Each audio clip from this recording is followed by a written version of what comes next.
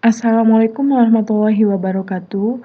Oke anak-anak, kita lanjutkan bab kalor dan perpindahannya. Di pertemuan ketiga ini kita akan membahas apa saja? Ini adalah beberapa yang akan kita bahas hari ini. Yang pertama, mengetahui cara perpindahan kalor. Kedua, mengetahui manfaat perpindahan kalor. Yang ketiga, mengetahui cara menjaga kestabilan suhu tubuh manusia dan hewan.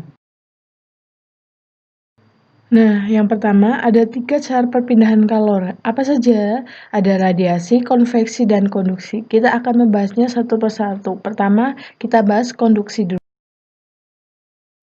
Yang pertama yaitu konduksi. Konduksi bisa disebut juga sebagai hantaran. Nah, saat kita menggunakan peralatan dapur, misalnya seperti penggorengan, untuk menggoreng telur, maka lama-kelamaan panas pada penggorengan akan merata pada seluruh permukaan penggorengan. Dan kita tidak akan berani untuk memegangnya secara langsung. Nah, perpindahan panas semacam ini disebut konduksi, ya. Berdasarkan kemampuan kemudahannya menghantarkan kalor, sifat benda dapat dibedakan menjadi konduktor dan isolator. Apa itu konduktor? Apa isolator? Nah, konduktor itu bahan yang mudah menghantarkan kalor. Contohnya besi, tembaga, baja, aluminium, perak.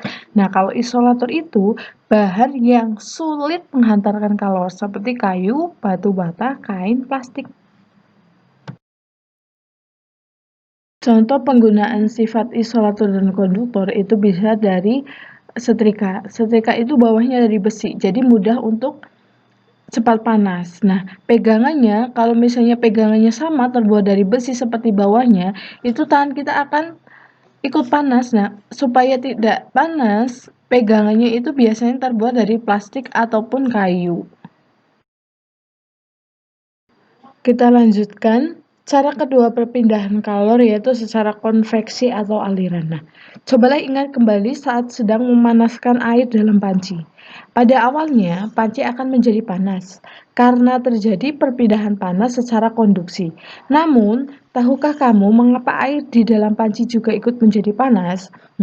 Air menjadi panas karena adanya perpindahan kalor secara konveksi, yaitu perpindahan kalor yang disertai perpindahan partikel-partikel zat tersebut yang disebabkan oleh perbedaan massa jenis zat.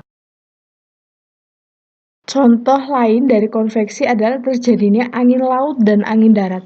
Pada siang hari, daratan lebih cepat panas daripada lautan. Akibatnya, udara di atas daratan memuai dan bergerak naik dan ruang kosong yang ditinggalkannya diisi oleh udara dari lautan. Sebaliknya, pada malam hari, laut lebih hangat daripada daratan karena daratan lebih cepat melepaskan panas atau menjadi dingin dibandingkan lautan. Akibatnya, udara di atas laut bergerak naik dan tempat yang kosong di permukaan laut diisi oleh udara dingin dari daratan sehingga terjadi aliran udara dari darat atau dingin ke laut atau panas atau biasa disebut angin darat. Cara ketiga perpindahan kalor yaitu radiasi atau pancaran. Nah, pernahkah kamu membuat api unggun? Bila pernah membuat api unggun, apa yang kamu rasakan saat berada di dekat api unggun? Hangat bukan? Nah, perpindahan kalor semacam ini dinamakan radiasi. Nah, selain api unggun, contoh lain dari perpindahan kalor secara radiasi adalah peristiwa menjalarnya panas matahari sampai ke bumi sehingga kita dapat merasakan panasnya sinar matahari. Setelah membahas tentang cara perpindahan kalor, sekarang kita akan membahas manfaat perpindahan kalor. Manfaat perpindahan kalor dalam kehidupan kita sehari-hari itu banyak sekali. Nah, ini Ibu contohkan ada 5 contoh perpindahan kalor yang bisa kita gunakan sehari-hari. Misalnya, baju gelap itu ternyata lebih menyerap kalor daripada baju cerah. Jadi ketika siang hari kita lebih baik untuk memakai baju yang lebih cerah daripada baju yang gelap, ya.